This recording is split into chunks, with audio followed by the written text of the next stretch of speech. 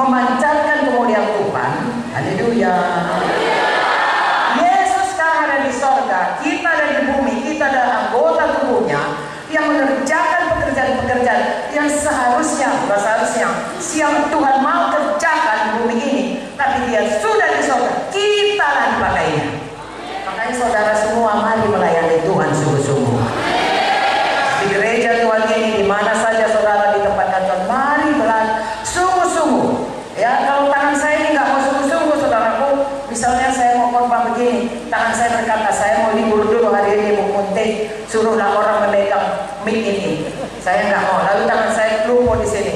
Saudara semuanya dari tempat duduk aku berkatakan, dalam nama Yesus, lumpuh tangan ibu itu, bergeraklah. Tidak memancarkan kemuliaan Tuhan. Atau kemudian saudaraku, mata saya nggak mau terbuka. Saya capek dari tadi, dari kemarin nggak tidur. Saya mau tidur di sini. Waktu saya mau khotbah, mata saya nggak mau patuh kepada saya. Lalu di sinilah saya dibuatnya tidur. Saudara sudah semuanya saudara akan tidak diberkati, tidak melihat satu keharmonisan dalam tubuh saya. Tapi kalau semua kita tunduk kepada Tuhan Yesus, tunduk kepada pemimpin yang disuruh Tuhan, sehingga kita bekerja harmonis. Saudara baca Efesus 4 mulai dari 1 sampai ayat 16. Kita bekerja harmonis satu dengan lain. Kalau orang melihat kemuliaan Tuhan, betapa indahnya, betul. Dan betapa eloknya kalau kita semua bersahati, masing-masing mengerjakan tugas. Jangan katakan nggak ada, semua kita perlu.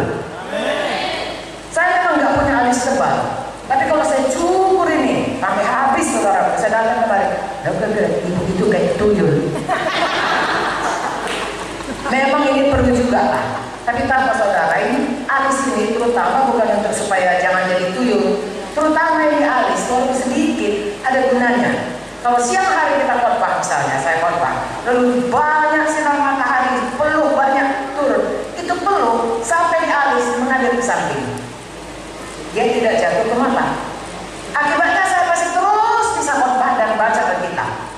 Kalau tidak ada alis, ini air mata, peluh sampai ke mata, saya nggak bisa lihat ini karena saya takut saudara-saudaraku mana dia dari ayahnya tidak nampak saya. Jadi alis yang kecil ini pun ada gunanya. Haleluya. Ada fungsi kita semua. Saudara di gereja semuanya penting. Sapu gereja pun penting.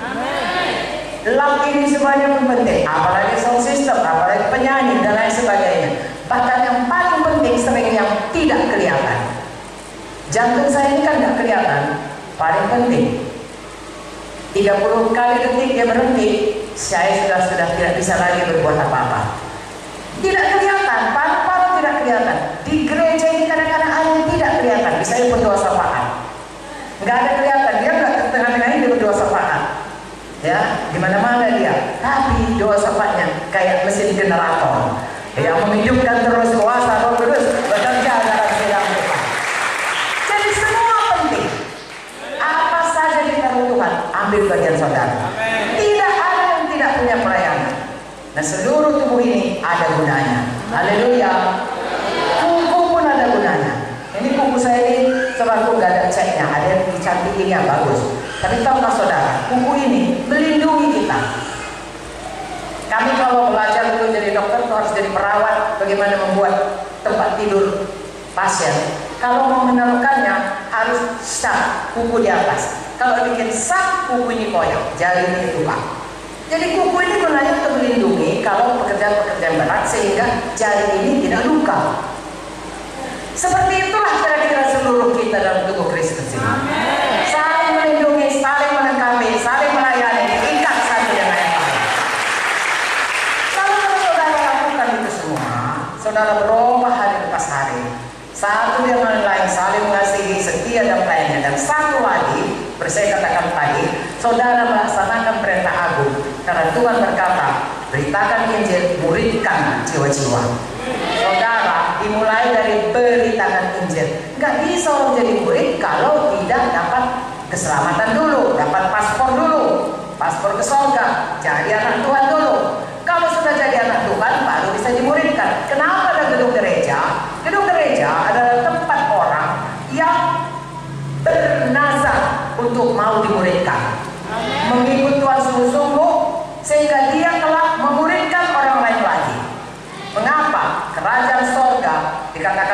salah satu ciptaan Tuhan, beranak cuculah, penuhi bumi.